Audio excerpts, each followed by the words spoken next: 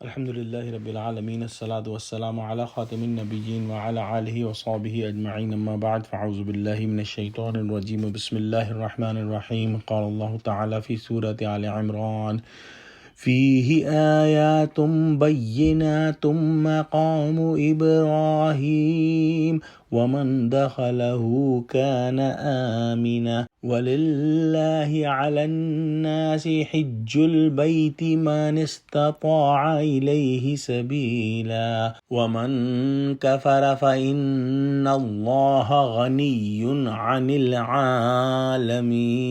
ترجمہ: اس میں کھلی ہوئی نشانیاں ہیں جن میں سے ایک ابراہیم کے کھڑے ہونے کی جگہ ہے۔ جو شخص اس مبارک گھر میں داخل ہوا اس نے امن پا لیا، اور لوگوں پر خدا کا حق یعنی فرض ہے کہ جو اس گھر تک جانے کا مقدور رکھے وہ اس کا حج کرے، اور جو اس حکم کی تعمیل نہ کرے گا تو خدا بھی اہل عالم سے بے نیاز ہے۔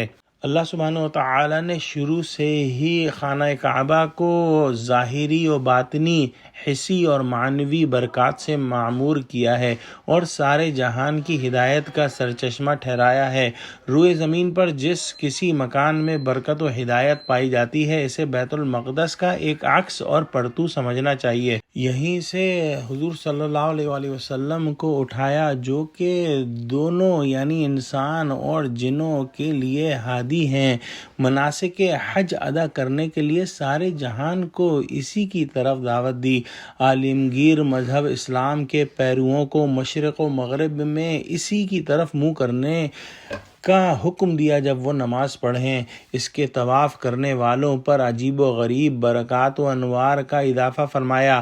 انبیاء سابقین میں بھی حج ادا کرنے کے لیے نہایت ذوق و شوق سے تلبیہ پکارتے ہوئے اسی شمع کے پروانے بنے، اور طرح طرح کی ظاہر و باہر نشانیاں قدرت نے بیت اللہ کی برکت سے اس سرزمین میں رکھ دیں۔ اسی لیے ہر زمانے میں مختلف مذاہب والے اس کی غیر معمولی تعظیم و احترام کرتے رہے، اور ہمیشہ وہاں داخل ہونے والوں کو امن والا قرار دیا گیا۔ اس کے پاس مقام ابراہیم کی موجودگی پتہ دے رہی ہے کہ یہاں ابراہیم کے قدم آئے ہیں، اور اس کی تاریخ جو تمام عرب کے نزدیک بلا نکیر مسلم چلی آ رہی ہے بتلاتی ہے کہ یہ وہی پتھر ہے جس پر کھڑے ہو کر ابراہیم علیہ السلام نے کعبہ تعمیر کیا، اور خدا کی قدرت سے اس پتھر میں ابراہیم کے قدم کا نشان پڑ گیا جو آج تک محفوظ چلا آتا ہے۔ گویا علاوہ تاریخ روایات کے اس مقدس پتھر کا وجود ایک ٹھوس دلیل ہے اس کی کہ یہ گھر طوفان نوح کی تباہی کے بعد حضرت ابراہیم کے پاک ہاتھوں سے تعمیر ہوا، جن کی مدد کے لیے حضرت اسماعیل علیہ السلام شریک کار رہے، جیسا کہ ہم پہلے پڑھ چکے ہیں۔ اس پاک گھر میں جمال خداوندی کی کوئی خاص تجلی ہے جس کی وجہ سے ادائے حج کے لیے اسے مخصوص کیا گیا، کیونکہ حج ایک ایسی عبادت ہے جس کی ہر ادا اس جمیل مطلق اور محبوب برحق کے عشق و محبت کے جذبے کا اظہار کرتی ہے۔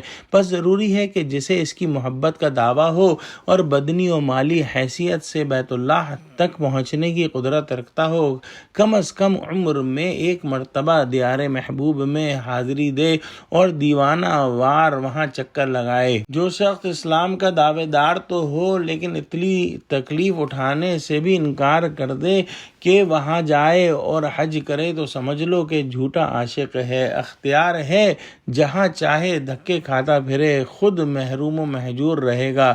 اس محبوب حقیقی کو کسی کی کیا پرواہ ہو سکتی ہے؟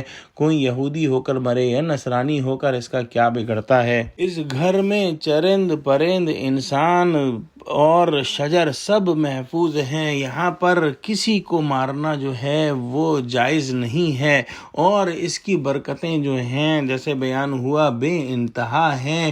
اور جو ایک حدیث میں آیا کہ جسے کسی مجبوری نے یا کسی ظالم بادشاہ نے یا روکنے والے مرض نے حج سے نہ روکا اور مر گیا اور حج نہ کیا تو اسے چاہیے کہ یہودی ہونے کی حالت میں مر جائے یا نصرانی ہونے کی حالت میں مر جائے۔